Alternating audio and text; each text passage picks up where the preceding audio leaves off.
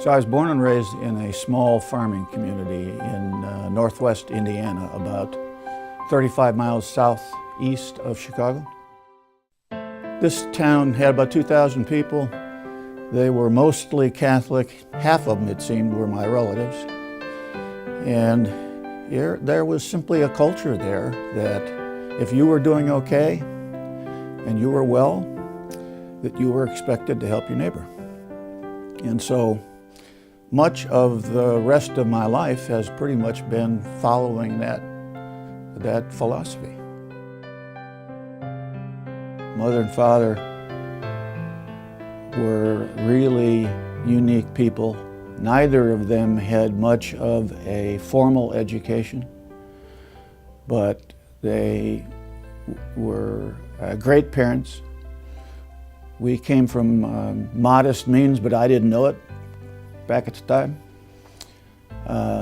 They provided very well for my family, my sister and brother. And much of, I guess, what I am and who I am and what I am is a result of their training. We actually met on a blind date. 28 days after we met, we were engaged. And then we were married a couple months after that, maybe 3 months after that. And we've been married 45 years. We have 3 daughters and 7 grandchildren. He's a hands-on dad. Always was very much involved in all of his kids' activities, and he genuinely enjoyed being with them. I've known Jerry Hilbrich for close to 29 years.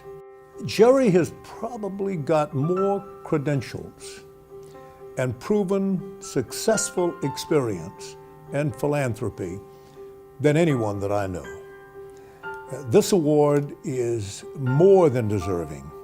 I've known Jerry since the last century. It was 1990. Cliff Lee and I would travel around town attending various events and functions. Everywhere we went, there was this accountant who kept telling audiences that we needed to give back, we needed to volunteer, and we needed to make Orlando our home. That accountant was Jerry Hilbrich. His involvement with the cultural sector and his commitment to the growth of arts and culture in Central Florida over many years. He was one of the leaders that actually was able to secure a dedicated funding stream for arts and culture, now called the Tourist Development Tax, which over a period of many years has generated in excess of $23 million in operating support for arts and culture. That is significant. That is a significant contribution. Well, Jerry's had a very engaged style of leadership, and I've been here at Rollins for 10 years, and I got to work with Jerry from my first year on through. And I think his personality shows through the foundation, particularly the Edith Bush Charitable Foundation. He embodies that lifetime of service that we also hope to imbue to our students here.